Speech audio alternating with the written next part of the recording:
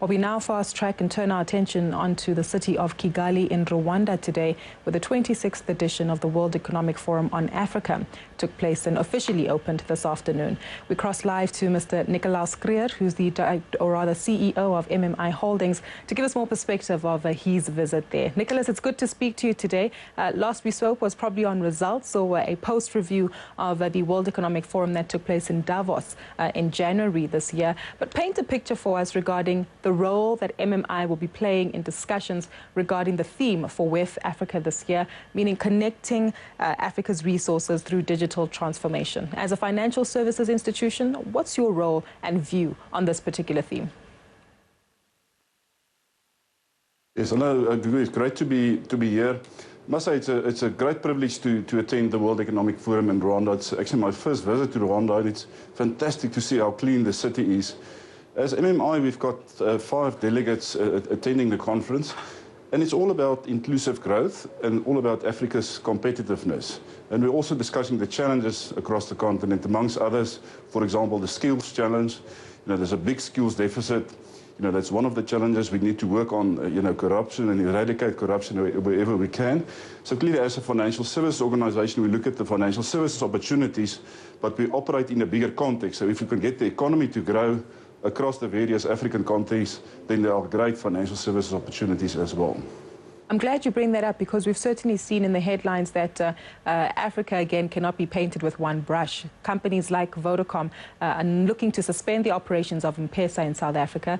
Given the level of financial inclusion here, it's been difficult to penetrate the mobile money market, whereas M-Pesa has seen a significant amount of success in areas like you're in Rwanda, Kenya, as well as Tanzania. From a financial services play, how does this tie in with your view regarding increased financial inclusion as well as digital? How important is that as a strategy for MMI for its operations across the continent? Yeah, Gugu, you raise a number of very, very important points. Clearly, Africa is not one country, and your strategy needs to be adapted per country.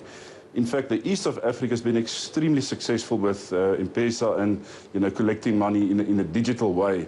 And today, at one of the sessions, we also talked about that and said it would be fantastic if that IP could be exported elsewhere in Africa. For example, Nigeria and Ghana, where in some of those places, the collection of money, for financial services products is still a challenge. So I guess some countries can learn from the best practices of some other countries. You also say the financial inclusion is actually very low, and certainly financial penetration is low. But there's a huge opportunity in that. That's a flip side of the coin. There's also a massive youth dividend with a huge number of people, below the age of 25 and 30. And remember, as they move into the middle class, they will also develop a need for financial services products. But those products have to be delivered in a quite a modern way. Clearly, there's a traditional way of getting products to them, but digital is going to become far more important. And certainly as MMI, we also believe mobile technology is going to be one of the very, very important building blocks to engage regularly with clients, but also to deliver some of the financial services products to them. So those factors will be taken into account. But it's really a country-by-country strategy as opposed to a one-size-fits-all strategy. Indeed, you're correct there, Nicholas. But if we also do take a look at some of the macroeconomic conditions within which you operate in, we've seen large entities like the International Monetary Fund, the World Bank, all these significant organizations placing a haircut on the economic growth expectations for the sub-Saharan African region.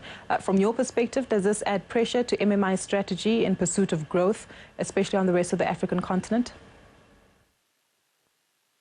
Yes, certainly Africa and sub-Saharan Africa has been impacted by the global economy, and also as all other emerging markets have been impacted. The recent growth rates forecasted for sub-Saharan Africa is around 3% per annum. In South Africa, we're talking about growth rates even less than 1% per annum at the moment. But certainly, as financial services organizations, we take a much more longer-term view. Certainly, the countries are not in recession, so you're still talking about growth. And if you take a medium, longer-term view, it's still very attractive, and we believe the current economic cycle will turn as well. So, you cannot adjust your strategies, up and down, as you go through various economic cycles. One thing, if you do business in Africa, you have to take a long-term view.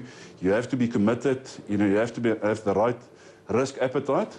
But there are risks, but the rewards are also sufficiently attractive over time, we believe, to make a solid business case for a good financial services opportunity across the continent. Indeed, spoken like a true investor, sticking it out for the long term. Nicolaas, thank you so much for your time today. That was Mr. Nicolaas Kruger, who's the Chief Executive of MMI Holdings.